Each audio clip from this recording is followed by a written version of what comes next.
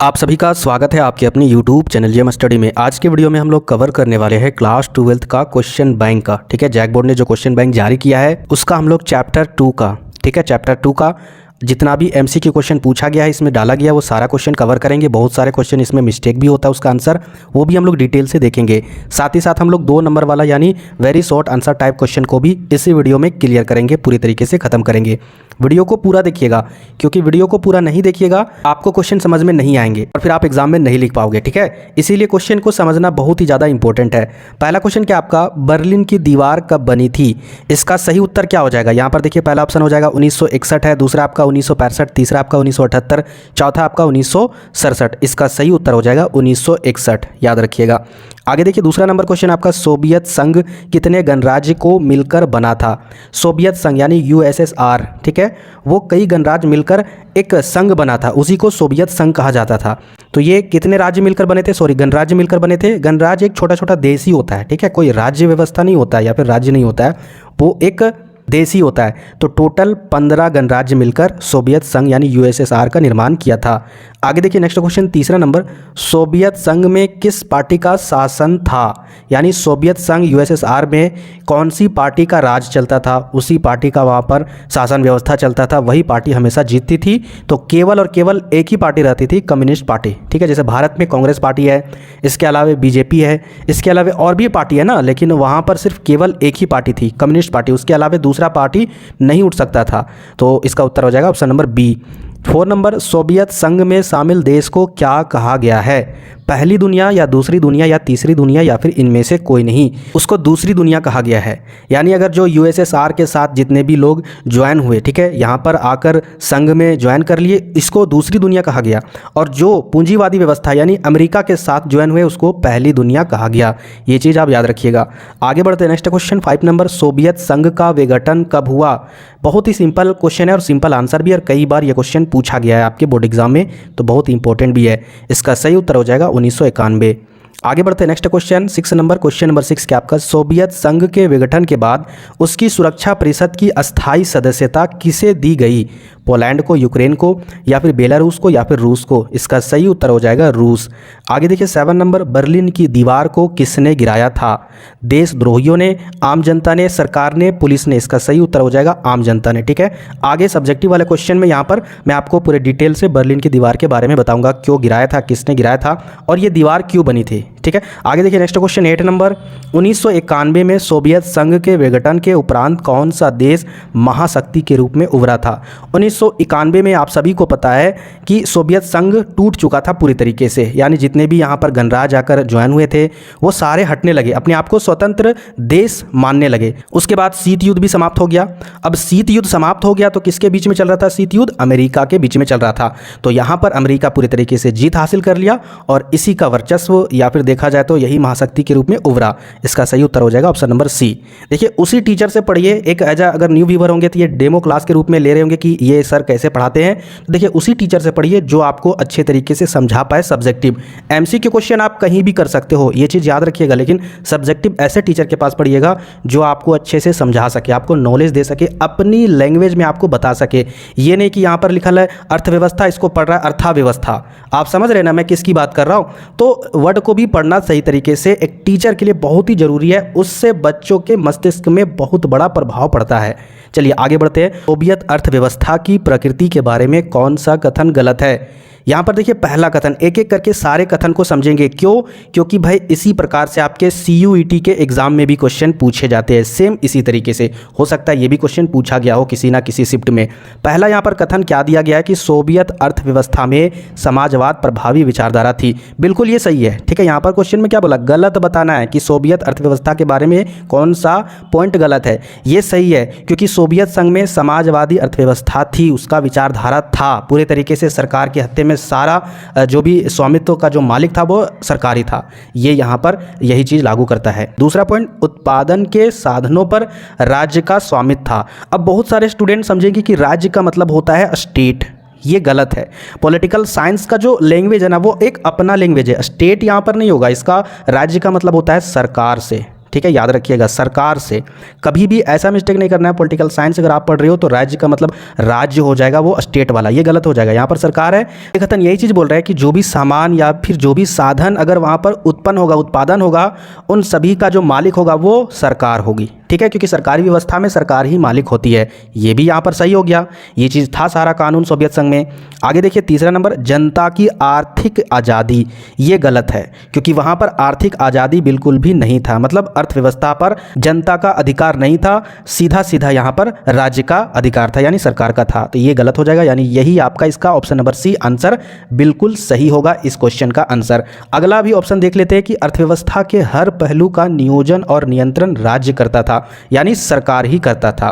तो ये भी सही है, लेकिन ये वाला ऑप्शन आपका गलत है। आगे बढ़ते हैं नेक्स्ट क्वेश्चन 10 नंबर, सोवियत संघ के विभाजन के बाद रूस का प्रथम निर्वाचित राष्ट्रपति कौन था? पहला ऑप्शन आपका ब्रेजनेव, दूसरा आपका येल्तसिन, तीसरा आपका स्टालिन, चौथा आपका गोरबाचेव। इसका सही उत्तर हो जाएगा ऑप्शन नंबर बी यानी येल्तसिन। आगे बढ़ते हैं नेक्स्ट क्वेश्चन 11 नंबर, और क्वेश्चन नंबर 11 क्या आपका? क्वेश्चन नंबर 11 है, ब्रेजनेव किस देश के राष्ट्रपति थे? अमेरिका, इंग्लैंड, सोवियत संघ या फिर चीन? इसका सही उत्तर हो जाएगा सोवियत संघ, ठीक है। आगे देखिए 12 नंबर, स्टालिन संविधान कब लागू हुआ था? 1973 में, 1936 में या फिर 1977 में या फिर 1935 में? इसका सही उत्तर हो जाएगा 1936 में। आगे देखिए next question 13 number, question number 13 क्या आपका? ग्लाउनोस्त व पेरेस्ट्रोइका के मंत्र किसने दिए? एक टीचर है जो ये वर्ड भी बोल नहीं पा रहे, ठीक है, मैं उनको गलत नहीं बोल रहा, उनके अंदर नॉलेज बहुत ज़्यादा है, लेकिन कहने का मतलब है नॉलेज का क्या फ़ायदा जब आप दूसरे को सही से उच्चारण करके नहीं समझा सकते हो, ठीक है। टीचर कहने का मतलब वो नहीं कि उनके अंदर ज़्यादा नॉलेज है, टीचर वह है जो आपको अच्छे तरीके से वर्ड को सही तरीके से बोलकर समझा सके। तो आपको बताना है कि ग्लानोस्त व पेरेस्ट्रोइका के मंत्र किसने दिए थे? इसका सही उत्तर हो जाएगा गोरबाचेव ने, ठीक है। सब्जेक्टिव वाले क्वेश्चन में ये क्या होता है ये भी मैं आपको डिटेल से बताऊंगा जब 3 नंबर वाला और 5 नंबर वाला क्वेश्चन का सीरीज चलेगा उसमें, ठीक है। आगे देखिए नेक्स्ट क्वेश्चन 14 नंबर, दूसरी दुनिया के देशों में किस प्रकार के देश आते हैं? अभी एक क्वेश्चन में बताया, ठीक है, लेकिन यहाँ पर थोड़ा सा ऑप्शन में घुमा दिया गया है। क्या लिखा गया है यहाँ पर? पूंजीवादी देश। अब पूंजीवादी देश कौन है? तो ये अमेरिका था, है ना, वो अमेरिका था। और विकासशील देश, इसके बारे में भी डिस्कस ही नहीं करना है। गुटनिरपेक्ष देश, इसके बारे में भी अभी डिस्कस नहीं करना है। और साम्यवादी देश, ये आपका दूसरी दुनिया से था। साम्यवादी देश यानी सोवियत संघ, रूस। तो यहाँ पर इसका उत्तर हो जाएगा ऑप्शन नंबर डी। आगे देखिए next question 15 number, question number 15 क्या आपका? पूर्व साम्यवादी देशों ने कौन सी व्यवस्था अपनाई? समाजवादी या फिर मार्क्सवादी या फिर उदारवादी या फिर फांसीवादी? इसका सही उत्तर हो जाएगा उदारवादी। अगर आप लोगों को पता नहीं होगा उदारवादी क्या है तो आप नॉर्मल लैंग्वेज में एक वर्ड में समझिए कि कट्टरपंथी, एकदम कट्टरपंथी होता है, ठीक है। कानून आपको मानना है तो मानना है, जनता भाड़ में जाए उससे कोई मतलब नहीं है, ठीक है। बस इतना समझिए, आपको कभी भी सब्जेक्टिव में आपको इसको डिटेल से एक्सप्लेन कर दूंगा। और आप वीडियो को लाइक कीजिएगा, आप लोग लाइक नहीं करते हो, ना ही आप लोग शेयर भी करते हो। आगे देखिए 16 नंबर क्वेश्चन क्या आपका? खुश्चेव, ये एक राष्ट्रपति थे, ठीक है। 1955 में किसे भारत का अभिन्न अंग बताया था? केरल राज्य को या फिर गोवा को या फिर कश्मीर को या फिर इनमें से कोई नहीं? इसका सही उत्तर हो जाएगा गोवा को, ठीक है। तो ये सारा एमसीक्यू क्वेश्चन कवर हो गया। अब इससे भी इंपॉर्टेंट एमसीक्यू क्वेश्चन वाला सीरीज आपका जल्द ही स्टार्ट होने वाला है। वो किसी भी किताब में आपको नहीं मिलेगा, वो मेरे द्वारा गेस किया हुआ क्वेश्चन होता है, ठीक है। उसकी टाइपिंग तैयार हो रही है, वो जैसे ही तैयार हो जाएगा आपको चैप्टर वाइज सारा कुछ मिलेगा। उससे बाहर आपके बोर्ड एग्जाम में क्वेश्चन कभी नहीं पूछे जाएंगे, इसकी गारंटी है। उसी के अंदर से ही सारा क्वेश्चन पूछा जाएगा। तो चलिए आगे बढ़ते हैं, और हाँ, चैनल को भी सब्सक्राइब कर लीजिएगा। अब हम लोग देखते हैं 1 नंबर वाले क्वेश्चन, सॉरी 2 नंबर वाले क्वेश्चन। सोवियत गुट से सबसे पहले कौन सा देश अलग हुआ? सोवियत संघ से सबसे पहले उस गुट से जो अलग हुआ उस देश का नाम था लिथुआनिया, ठीक है। अपनी युद्ध पूर्वी स्वतंत्र की बहाली की घोषणा करके सोवियत संघ से अलग होने वाला पहला गणराज्य था। याद रखिएगा, ये 11 मार्च 1990 को ही अलग हुआ था, ठीक है। बाकी सारे गणराज्य 1991 को अलग होना स्टार्ट हो गया था। आगे देखिए यहाँ पर दूसरा जो क्वेश्चन है ना, वो थोड़ा सा मिसप्रिंट लग रहा है, या फिर आप लोग एनसीईआरटी बुक से इसका आंसर जरूर कमेंट बॉक्स में टाइप करके जरूर बताइएगा क्या यहाँ पर ये सही है या फिर गलत है। क्वेश्चन है आपका, ताजिकिस्तान में कितने सालों से गृह युद्ध जारी था? यह कब समाप्त हुआ?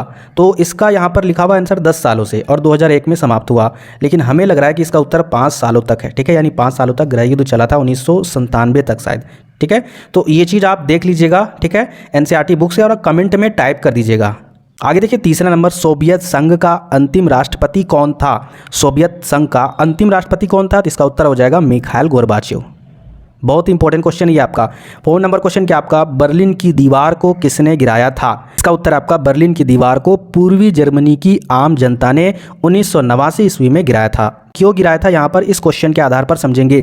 बर्लिन की दीवार किसका प्रतीक था? तो बर्लिन की दीवार पूंजीवादी दुनिया यानी अमेरिका और साम्यवादी दुनिया यानी सोवियत संघ रूस, इसके बीच का प्रतीक था। ठीक है, विभाजन का बीच का प्रतीक था, यानी दोनों देशों को बांटती थी ये दीवार। 1961 में बनी यह दीवार पश्चिमी बर्लिन को और पूर्वी बर्लिन को अलग करता था। 1989 ईस्वी में इस दीवार को पूर्वी जर्मनी के आम जनता ने इसको गिरा दिया। ठीक है, तो ये था आपका बर्लिन के दीवार से रिलेटेड कहानी। आगे देखिए नेक्स्ट क्वेश्चन, 6वां नंबर, सोवियत संघ की समाप्ति की घोषणा किन गणराज्यों ने की थी? तो यहाँ पर देखिए इसका उत्तर आपका 1991 में येल्तसिन के नेतृत्व में सोवियत संघ के 3 बड़े गणराज्य रूस, यूक्रेन और बेलारूस ने सोवियत संघ की समाप्ति की घोषणा की थी। ठीक है, 7 नंबर क्वेश्चन आपका, ग्लानोस्त का अर्थ क्या होता है? ग्लासनोस्त का जो अर्थ होता है यहाँ पर लिखा हुआ है कि ग्लासनोस्त का अर्थ है खुलापन लाना। खुलापन कहने का मतलब है जो सोवियत संघ था, ठीक है, उसके साथ जितने भी गणराज्य अटैच थे, ज्वाइन थे, वह चाहते थे कि सोवियत संघ जो भी कानून व्यवस्था लाए या जो भी चीज अगर वो काम करे, ठीक है, वो सारा कुछ सारे गणराज्य के साथ ओपन हो, यानी पूरी तरीके से सारा कुछ बातचीत हो, पूरी तरीके से खुलापन हो, सीक्रेट तरीके से, ये नहीं कि डायरेक्ट लागू कर दे। ठीक है, तो ये चीज यहां पर इसी का अर्थ बताता है कि खुलापन लाना।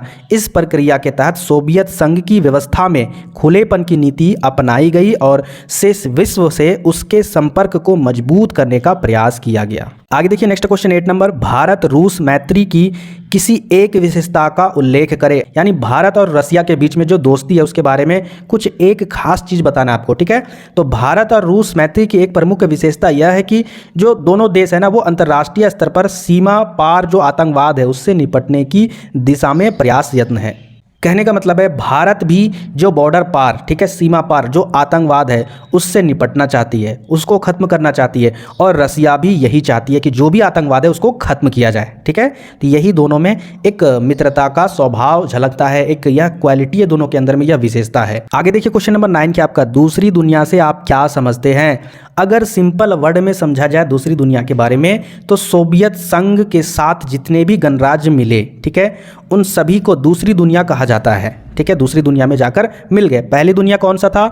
वो आपका पूंजीवादी देश था, यानी अमेरिका। बाकी आप अपने लैंग्वेज में या फिर किताबी लैंग्वेज में भी याद करके लिख सकते हो। जो यहाँ पर आंसर दिया गया है, दूसरी विश्व युद्ध के बाद पूर्वी यूरोप के देश सोवियत संघ के अंकुश में आ गए। सोवियत सेना ने इन्हें फांसीवादी ताकतों के चंगुल से मुक्त कराया था और इन सभी देशों की राजनीतिक और सामाजिक व्यवस्था को सोवियत संघ की समाजवादी प्रणाली की तर्ज पर ढाला गया। इन्हें ही समाजवादी खेमे के देश या फिर दूसरी दुनिया कहा जाता है और इस खेमे का नेता समाजवादी सोवियत गणराज्य था। ठीक है, तो ये था आपका दूसरी दुनिया। आगे यहाँ पर देखते हैं 10 नंबर क्वेश्चन, प्रथम एवं द्वितीय विश्व युद्ध की अवधि बताइए। पहला जो विश्व युद्ध हुआ था वो 1914 से लेकर 18 तक 1900, और दूसरा जो हुआ था 1939 से लेकर 1945 तक।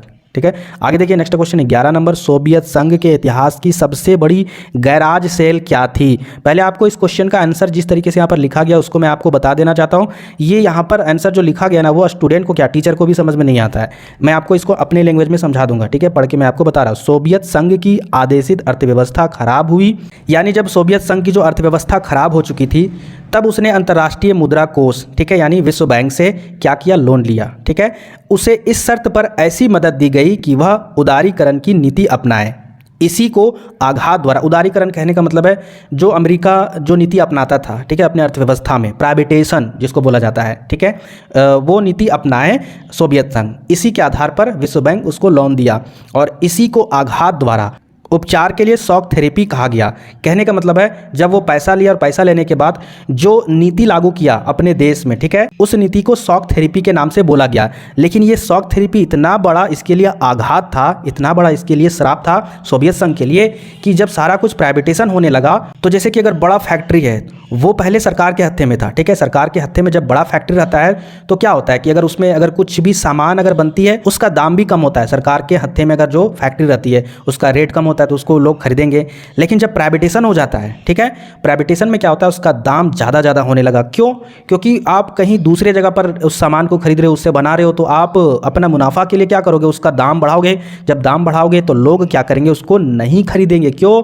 क्योंकि सोवियत संघ की जो अर्थव्यवस्था है ना वो खराब हो गई थी। होगी और आप प्राइवेटेशन लागू कर रहे हो तो आपका धजिया नहीं उड़ जाएगा। तो इस कारण से जितना भी सामान था फैक्ट्री में वो एक गराज सेल के जैसा पड़ा हुआ था, इसी को ही गराज सेल के नाम से जाना जाता है। ठीक है, वही चीज़ यहाँ पर लिखा है कि जो भी बड़े बड़े सरकारी उद्यम फैक्ट्री वगैरह जो भी चीज़ था सरकारी चीज़ वो सारा कुछ निजी यानी प्राइवेट लोगों के सस्ते दर पर बेच दिया गया, एकदम सरकारी एकदम नीचे दामों में बेच दिया गया, जब उच्च दामों में कोई भी नहीं खरीदने लगा, जिस कारण से इसका इतना रेट घट गया, इसकी इतनी क्वालिटी घट गई कि उसको गराज सेल कहा जाने लगा। आई होप आज की वीडियो में जो भी कुछ मैंने आपको बताया आपको समझ में आया होगा। तो प्लीज़ कम से कम वीडियो को शेयर कीजिएगा, ठीक है, अपने दोस्तों में इसको शेयर कीजिएगा ताकि उनको भी पता चलेगा कि हाँ यहाँ पर अच्छे तरीके से सब्जेक्टिव की तैयारी करवाई जाती है। सब्जेक्ट की भी यहाँ पर वीडियो आएगी, आप चिंता ना करें। कभी कभी ऐसा भी होगा कि महा मैराथन वाला भी वीडियो आएगा। महा मैराथन कहने का मतलब है 1 घंटा वाला या फिर आधा घंटा वाला वीडियो आएगा जिसमें तकरीबन 3 से 4 चैप्टर कंप्लीट हो जाएगा। यहाँ पर सिलेबस कंप्लीट होगा या फिर नहीं होगा 100% होगा, इसकी गारंटी है। ठीक है, याद रखिएगा। मिलते फिर नेक्स्ट वीडियो में।